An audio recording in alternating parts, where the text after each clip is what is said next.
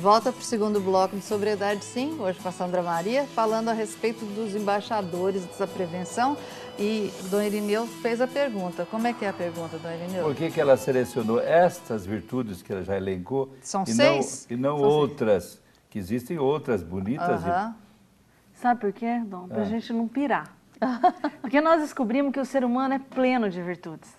Talvez mais de 1000 virtudes. E como nós estamos, de maneira sistemática, tentando, ensinando a coragem, a determinação, através de dinâmicas, né? São brincadeiras lúdicas, se a gente fosse pegar as 1000 que o ser humano pode ter, já me falaram 72, já me falaram 95, já me falaram um monte de número. Então a gente começou a estudar a psicologia positiva. E a psicologia positiva diz que de várias pessoas que foram estudadas, muitos historiadores, Platão, Aristóteles, essas 6 são as principais no ser humano. Fala coragem, de novo. Coragem, determinação, justiça, temperança, transcendência e humanidade.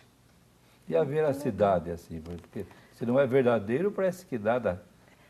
E também é uma. É que eu falei, nós estamos... E não dá pra gente fazer só coragem, a gente está fazendo tudo junto. Nós começamos agora a falar da sabedoria também, que é uma outra, da responsabilidade. Então nós estamos fazendo de acordo com o que a gente vai vivendo, nós vamos falando, porque a virtude é a prática do bem. E a honestidade, né? Eu, em particular, foi uma virtude que meus pais me ensinaram muito, a honestidade. É difícil você mentir, eu não consigo mentir, até quando eu vou fazer surpresa eu não consigo. Todo mundo descobre que vai ser surpresa porque eu não consigo mentir. Não tem jeito. E você consegue fazer isso na sua casa com os meninos? Demais. Sabe o que aconteceu? A Gabriela esses dias... A Gabriela tem 3 anos e meio, Tem 3 anos e meio. E é ela, danadíssima. Muito danada. E os dois danados juntos, sábado, brigando. E eu fiquei muito brava com o Lucas. Eu falei assim, filho, para, não é assim. Dei uma bronca que talvez não deveria ter dado. E a Gabi falou assim, mãe, acho melhor você fechar os embaixadores. Você não tem a virtude da paciência, mãe. Não acredito! Com 3 anos e meio. 3 anos e meio. Sabe, Mônica, isso é tão legal, porque assim, dá certo. Gente. Porque eles estão eu acho que eles falam assim, minha mãe ama tanto as virtudes, se ela está fazendo um projeto que pode realmente ajudar as crianças a não usarem drogas, a não fazerem coisas que não está dentro da gente. Sempre falo para eles, gente, o vício está fora, a virtude está dentro. Se a gente estimular o que está dentro, a gente não precisa do que está fora. A gente não precisa.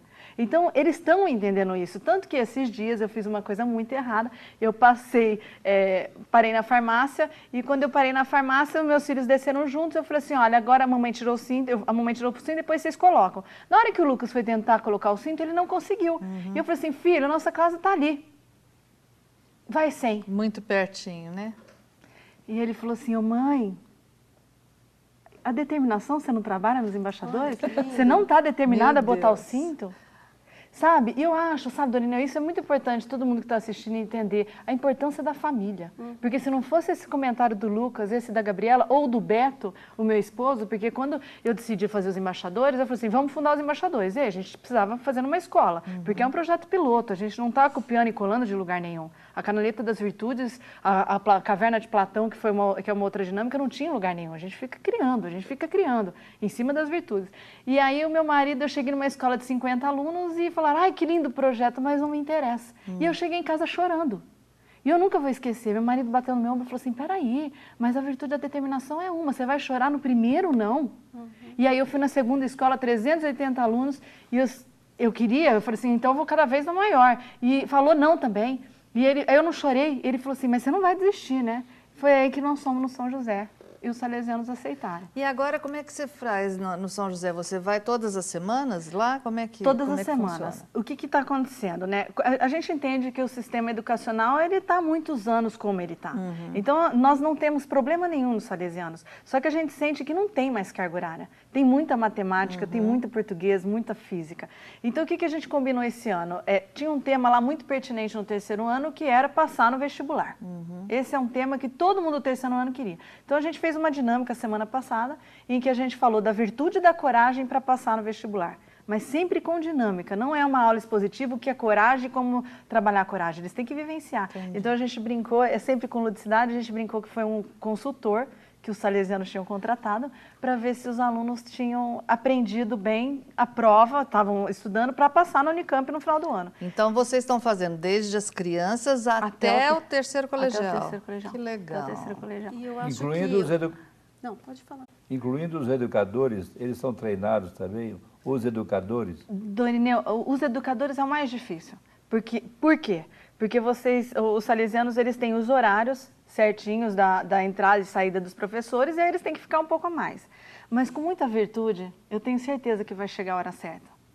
Dos professores entenderem a importância disso também. Porque nós adultos, a gente tem uma verdade determinada de que a gente não precisa mais virtude, e a gente precisa. Olha o que aconteceu esses dias em casa. Meu marido trabalha em São Paulo, e ele passou na frente do radar 2 vezes e foi multado 2 vezes. E eu fiquei muito brava. Eu falei, na hora que ele chegar em casa, mas vai ser uma briga, porque 2 multas, quase R$400, o que é isso, né?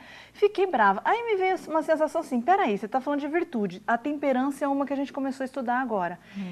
Trabalha a tua temperança, conversa com ele. E eu ia brigar, porque eu já fazia isso antes, quando o caso era multa. E aí ele chegou em casa e eu falei assim, Beto, me conta aqui, 2 multas, às 10 para as 8 da noite, o que aconteceu? Me fala. Aí ele falou assim, você quer a verdade? Eu disse, eu quero a verdade. Ele falou assim, então eu vou te contar. Faz 7 anos que eu trabalho em São Paulo e eu estou muito cansada, muito. E se eu chegar às 8 horas em casa, eu consigo jantar com você e com as crianças antes deles irem dormir.